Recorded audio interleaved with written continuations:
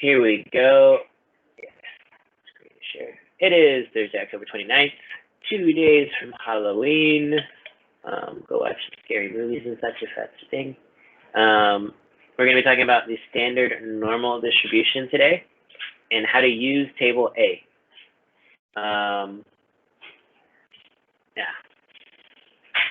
should be interesting. It's not too much new information or anything, so that should be good. It's just a couple of new tools. So here we are, our standard normal distribution. A little bit of lead up to the punchline here. Based on what we have seen already with normal distributions and the 68, 95, 99.7 rule, it is clear that normal distributions share many characteristics. That's why we can use these things. They're all unimodal, symmetric, and bell-shaped, and can be completely described with that notation n parentheses mu comma sigma. Remember, mu is the mean, sigma is the standard deviation. It tells us everything we need to be able to draw a curve for that distribution. All right. The bold italicized things are a little bit new. All normal distributions are the same if we measure in units of size sigma from the mean mu as center. They're the same as far as they're all like standard deviations and mu. Right? In order to do this, we must standardize the distributions using the z-score. Again, here's our formula for the z-score. We have z equals x minus mu divided by sigma. If we're dealing with a sample and not a population, right? Whereas in this case, most of these normal distributions we'll be dealing with right now, if the notation is n parentheses mu comma sigma, we're assuming it's mu and sigma for that distribution, unless we were otherwise told that it was for a sample, right? Then we're going to assume it's for the population and we have mu and sigma. We'll use this formula. Right? We do have the other case where it's with the sample, in which case we have x minus x bar, right? Divided by one less, I'm sorry, that's not what I'm talking about. Divided by the standard deviation of the sample, right? Whereas that variance is calculated slightly differently. Again, don't get too caught up in that detail right now. I'll make sure that when we come into situations where we're trying to differentiate between those two, that you have fair warning. Right? Then, if the variable we standardize has a normal distribution, so does the new variable z.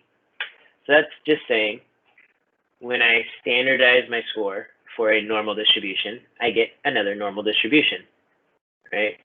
The subtracting a constant and dividing by a number, right, doesn't change the shape. It doesn't, right? It doesn't change the shape. It just shifts everything, right? But it keeps the same shape. The new distribution with mean mu equals 0, right? Because the z-score of 0 is you are no standard deviations away from the mean. You are equal to the mean. And standard deviation sigma equals 1 is called the standard normal distribution. Okay, so anything that is a normal distribution we can standardize using the z-score, and then that new distribution is the standard normal distribution. And this becomes incredibly useful because I can use the z-score, right, and table A to find out the proportions of the observations that are within certain ranges of the mean and that kind of thing. We'll see some examples. All right. Does anyone need a moment to write anything down from this slide before I move on to our formal definition for standard normal distribution? All right, so here is our formal definition straight from the textbook for the standard normal distribution. The standard normal distribution is the normal distribution with mean 0 and there's figure here. If a variable x has any normal distribution n mu sigma, with mean mu and standard deviation sigma, the standardized variable z equals x minus mu divided by sigma has the standard normal distribution n 0, 1. So that means any like set of observations that we're looking at, if it is a normal distribution, regardless of what mu and sigma are, when it is standardized, it becomes this. It turns into the standard normal distribution. All right. So that allows us to then basically look at how many standard deviations away from the mean something is, rather than like the specific values having to do with that distribution. So it changes everything to like more manageable numbers and allows us to then use table A, which is incredibly useful. So now, the standard normal distribution, just like any other normal distribution, the 68, 95, 99.7 rule applies to the standard normal distribution. That is to say, 68% of the observations lie between a z-score of -1 and 1, and 1 standard deviation of the mean mu. So what happens now if I want to know the percent of observations that lie between a z-score of -1.25 and 1.25? The 68, 95, 99.7 rule no longer helps me. It's not within one of those earmarked places. Right, so this is where we get to use the standard normal table known as table A. This table works because all normal distributions are the same when we standardize. Table A provides the area under the curve for the standard normal distribution. It gives us the proportion of our observations that are less than a certain z-score. Right? So we will look at table A. Let's see.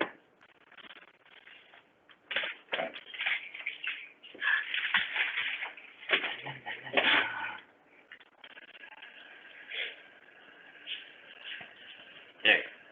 So I'm going to show you two different versions of the table. This is the table. Let's see. Oh yeah, this is the right one. Excellent. This is our formulas for AP Stats. This is a copy of a formula sheet, of the formula sheet that was provided for the AP exam last year. So you'll get a very similar formula sheet. There's lots of things in here. Don't stress about these things yet. They're just formulas. We haven't gotten to most of them yet. A lot of these have to do with probability. Right? We're just not there yet. Right? Oh, this craziness. But right here, the first table we get to is table A. Standard normal probabilities, as it's called, right? Table entry for Z is the probability lying below Z. So essentially, if I find Z, which is the far left column on the table, and I'll show you guys how to use this table momentarily, find the appropriate decimal that goes along with that, along this row. Okay, follow it down, right? Then, whatever number in the table here that I see is the proportion of the observations that are less than that z-score. Okay. This table goes for 2 pages. Essentially, this first page is all the negative z-scores. Starts at -3.4. So essentially, the largest z-score that it has is -3.49. So the decimals at the top here, you basically add them to whatever decimal the z-score has. So this would be 3.40 is represented here, 3.41, 3.42, 3.43 to 3.49. And then the table, second page here, is all the positive z-scores up again to positive 3.49. So it goes from -3.49 to positive 3.49. All right. So this is table A. And I will show you how to use it. If I can find my other presentation. Ha. Yep. Ha. That one. All right. So again, here is kind of like some explanation. All right, so we have a definition for the standard normal table. Table A is a table of areas under the standard normal curve. The table entry for each value z is the area under the curve to the left of z. Right, that's important that this is to the left of z. Essentially, it's the same principle when we're doing percentiles. The percentile tells you the proportion of things less than that number. So does table A, using that same idea. So, like in this spot, right, to the left. So we have this kind of example described here. Suppose we wanted to find the proportion of observations from the standard normal distribution that are less than 0.81. Right, they have that marked here. Right, so essentially, we're cutting this off here. We want to know what is this shaded area. That's everything to the left of 0.81. We're going to locate 0.8 on our table. Right, and they have just a section of this table A here that they need. Right, and then locate the remaining digit 1 as 0.1, right, which is here. So these together, like when you add them up, so to say, gives us 0.81, which is the value we're looking for. Right. The entry opposite 0.8 and under 0.1 is here. So again, we kind of like find their intersection of these two values, right? And that gives us this number here, 0.7910. This is the area we seek, right? So essentially, this area here has a proportion 0.7910 or 79.1%. Right? We can convert this to a percentage if we wanted to.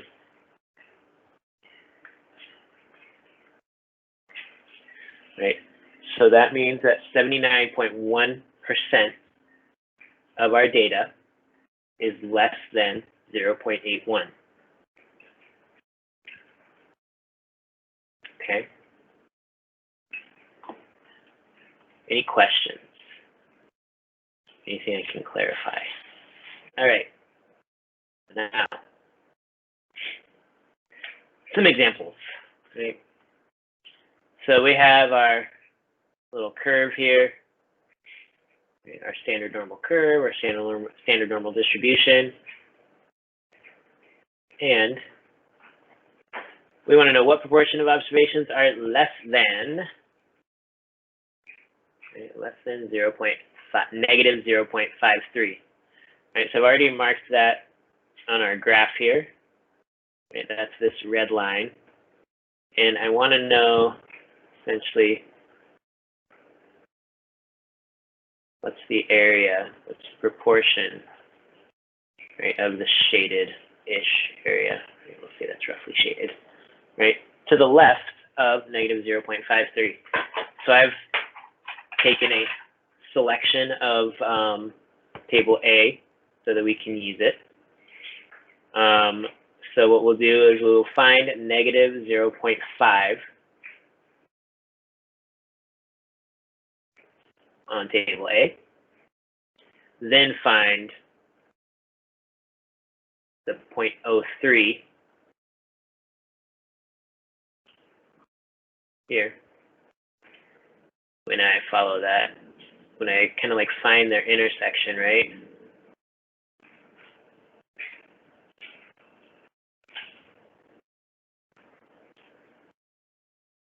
That gives me this score here. 0.2981.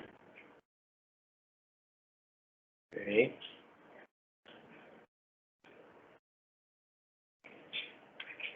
So that means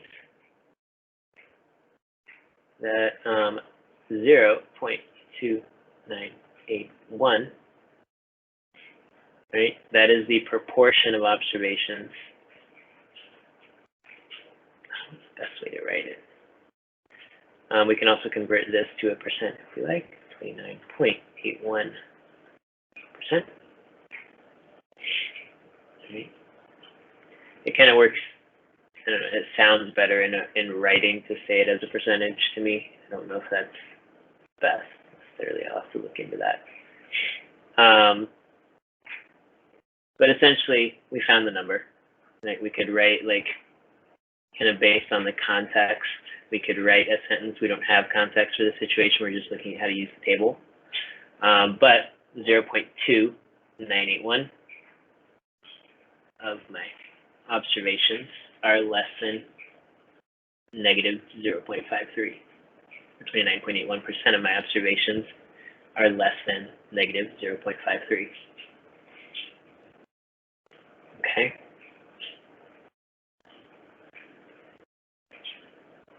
Is there anything I can clarify so far? Is this making sense? Very cool. All right. Next, similar type problem. What proportion of observations are less than 1.28? So again, we have our 1.28 marked here. We want to know, if I were to shade this in, what amount of my data, what proportion of my data, percentage of my data is less than 1.28. So again, we'll find 1.2. I left the 8 off. Darn it. All right. What a knucklehead. I picked a number I didn't include. Let's look at our table. There we go. So we have 1.2 here. Follow this over. 8. We have 0.8997. It's going to be right here in the middle. 0.8997. Oops. Right. So it's not on my table, but it's going to be over here. So 8.8997. Over there. All right. So we have 0.8997, which is also 89.97%.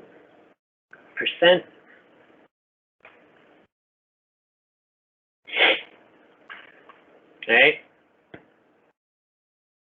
So we have 89.97% of the observations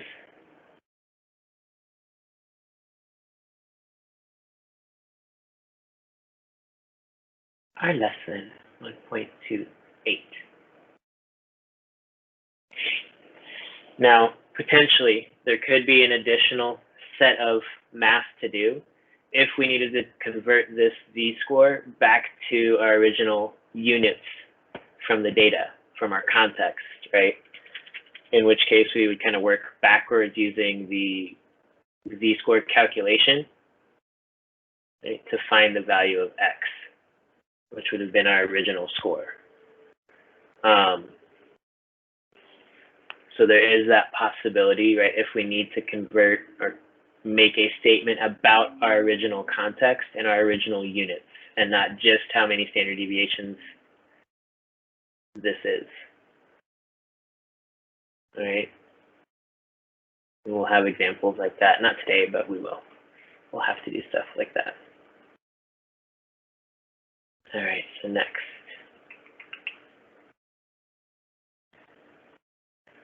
In this problem, we need to know what proportion of observations are greater than 1.28.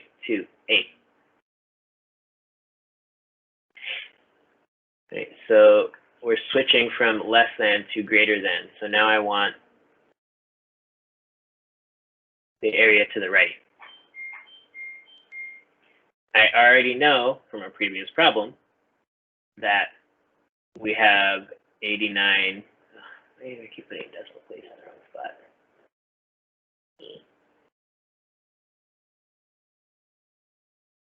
89.97%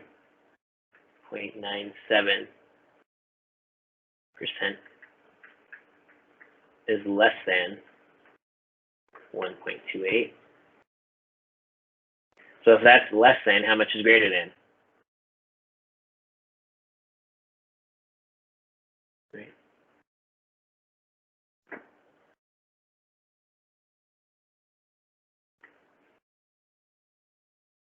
We just subtract the amount that's less than, and that leaves us with what's greater than.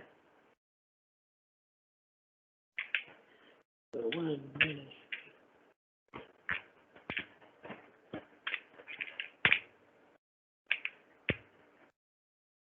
And that gives us a 0.1003, which would then be 10.03%, which makes sense. If I add those up, I get 100%.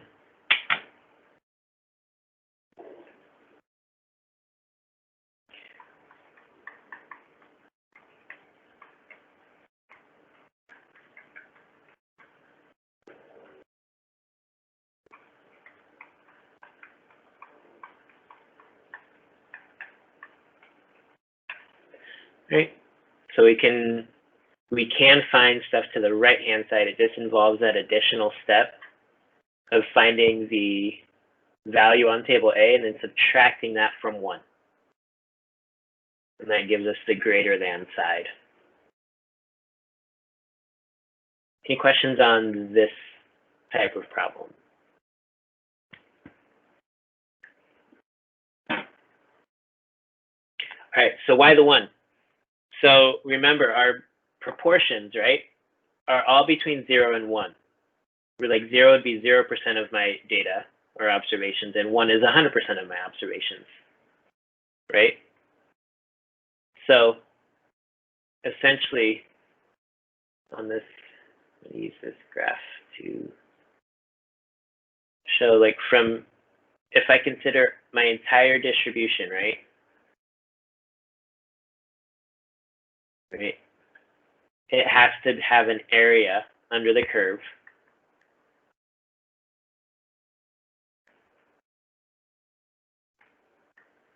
that's equal to 1. So if a proportion, the amount of the area under the curve that is less than 1.28 is 89.97, right, or the 0.8997, right? This area here is everything less than 1.28. This other portion, when added to the 0.8997, needs to equal 1, so that I've accounted for my entire area under the curve, right? That's what this blue section must be. When I add this, whatever this area under the curve is, from here over to the 0.8997, it needs to equal 1. And that's where we get that 0.1003. So when I add these things,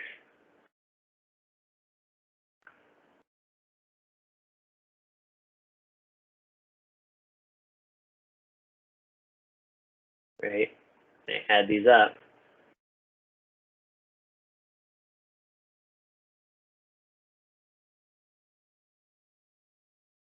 we get 1. So if I don't know what this proportion is, but I do know what this one is on the left, right? I can find this on the table, but I can't find this. So the trick is to just subtract this from 1 to get what's to the right. Okay. Those are good questions, Wesley. Thank you. Does that answer your question?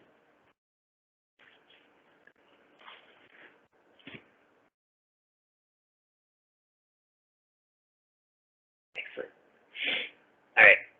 So now, what if I'm not just less than or greater than? What if I'm between 2 points?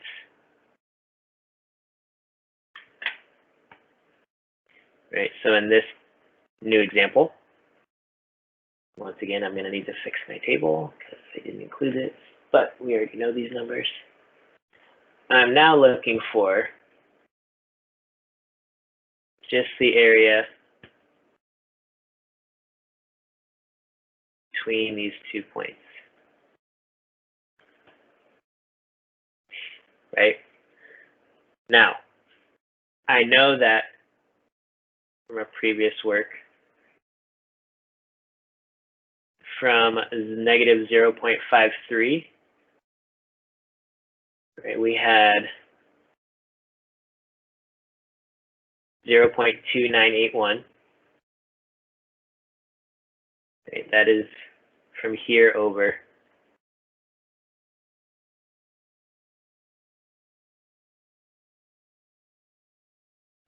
And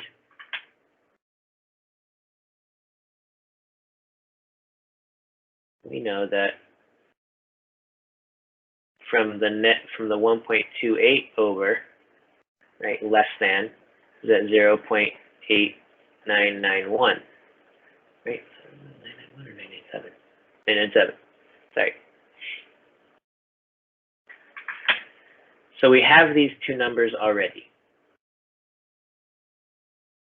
which is helpful. That's why I picked these, so that we didn't have to find new numbers.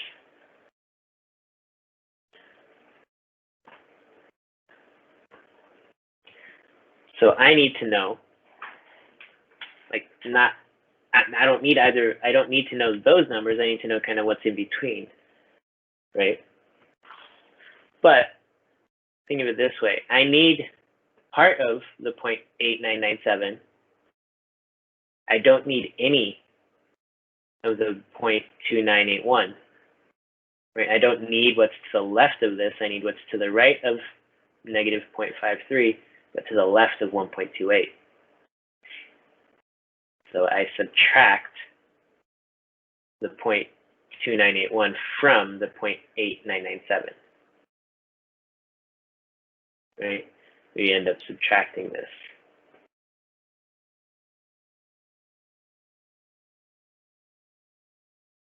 Right? So we end up doing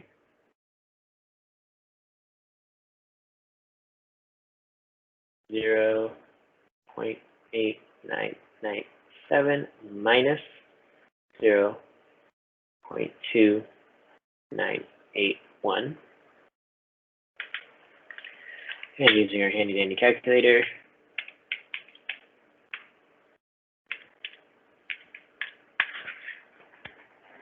we will get 0.6016.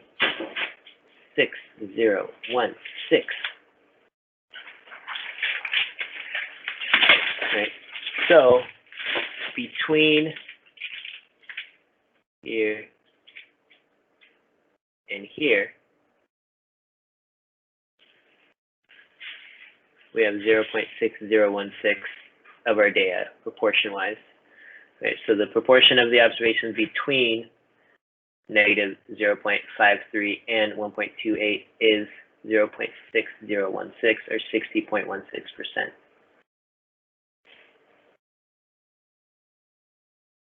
Right. So we can kind of write this shorthand if we want, right?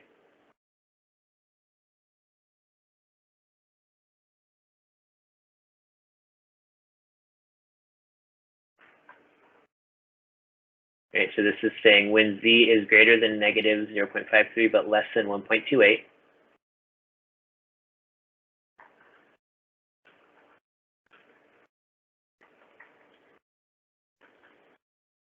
proportion of observations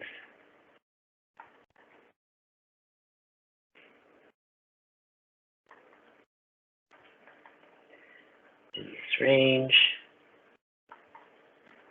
0.6016 or 60.16%.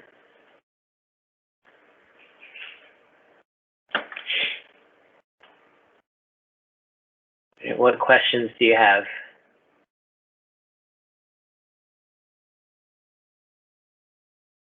What can I clarify? What doesn't make sense?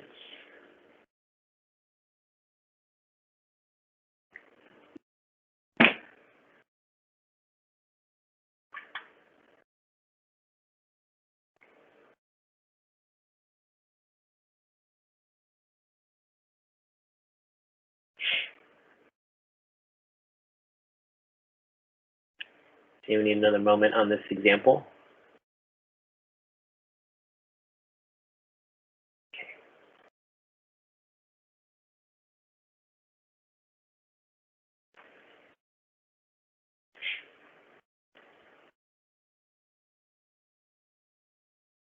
Okay.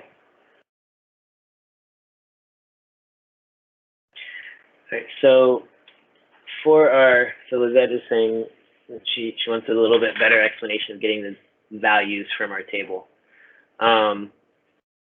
So like in this case, for the first order here, the negative 0.53, right? I find negative 0.5 first. It's kind of like the stem of the decimal. And then the other part of my decimal is the 0.03. When I add, or essentially when I complete the decimal, negative 0.53, I use the 0.03 part of this row. Right? And where these two things intersect is the 0.2981, right? Which is what we get here. Now, again, I messed up on this one and I didn't include the correct portion of the table for the 1.28. But we saw that on here. Okay, we have 1.2 on the left-hand column for Z. Then the 0.8 we find over here, so we completed at 1.28. Right, so we follow over along this row for 1.2, so we hit the 0.08, and that gives us 0.8997. That's the other value that we're using.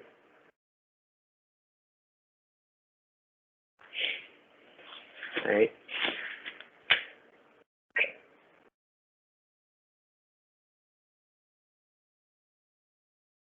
The last example we have here for this. So now I'm given the proportion, and I need to find out what's the z-score. Right, so in this case, the area to the left of z is 0.8. What's the value of z? How many standard deviations away from the mean is z if the proportion to the left is 0.8? So now what we do is we use our table in reverse. I find the closest decimal to 0.8 in my table, right? Closest one I can find to 0.8. And then I'll use that to build the z-score. So we see we get 0.7881, 0.791, 0.7939, 0.7967, 0.7995, and then 0.8023. It's kind of between these two, right? They're both pretty close to 0.8. I need to get as close as possible. Which of these two is closer to 0.8? That's what we have to ask ourselves. Which one is closest? Right? The 0.8023 is 0.0023 away. The 0.7995 is only 0.0005 away. Numerically, right, the 0.7995 is closer to 0.8. Right, so we're going to use the one that's closest. So then we follow that up here and over here, and we build the decimal, right? And that goes to 0.84. So z equals 0.84. Again, we're only going to be able to approximate at this point, right? Because these are the values we have on the table. We don't have a closer decimal representation than this. Right, so we can kind of use the table backwards if we need to. Any questions on this example?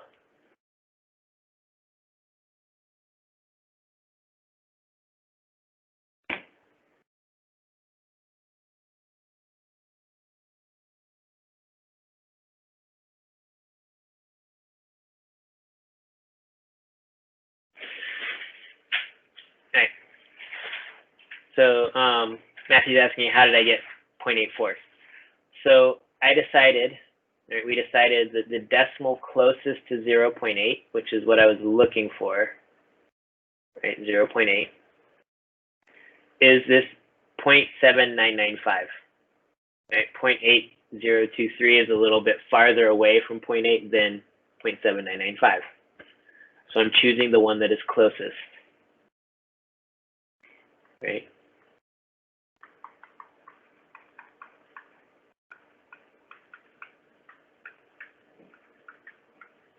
Okay, we're going to find the value on the table that is closest.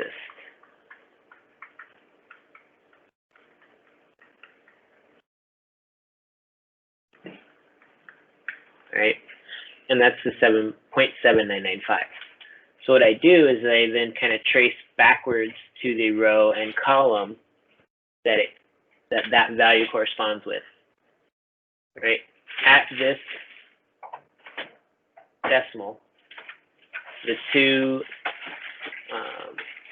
portions of the z-score that correspond to that is going to be the ones directly above and to the left in for our z row and column.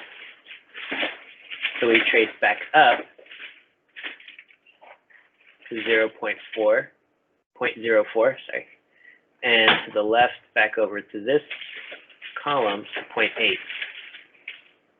And then we mash those two decimals together, essentially.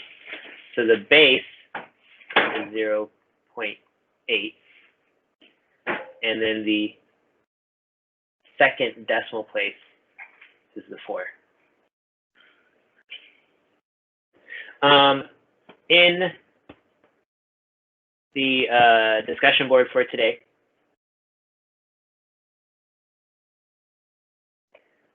I have the link to that same PDF that I was referring to right here in the discussion board.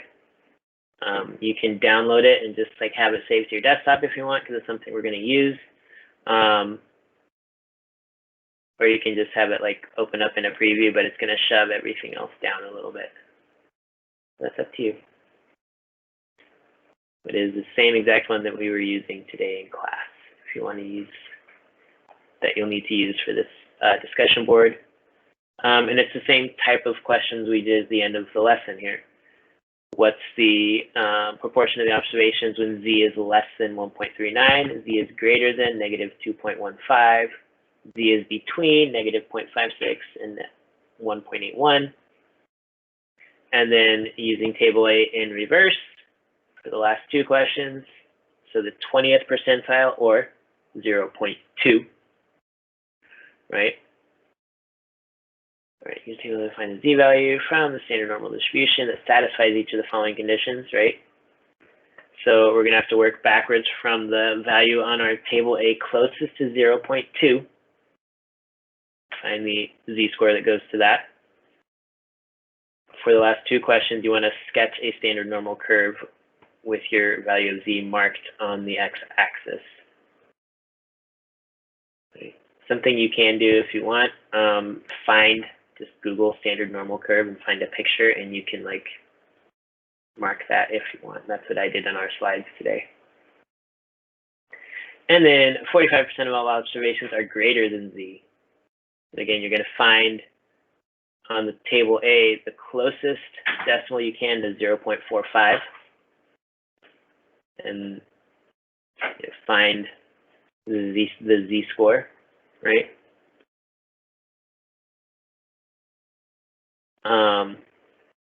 But we're looking for greater than. Okay, so if 45% are greater than, that means 55% are less than. So you're going to need to find the 0.55 on the table. Little hint. Okay. So that's the discussion board for today. And tomorrow, whenever you want to work on it.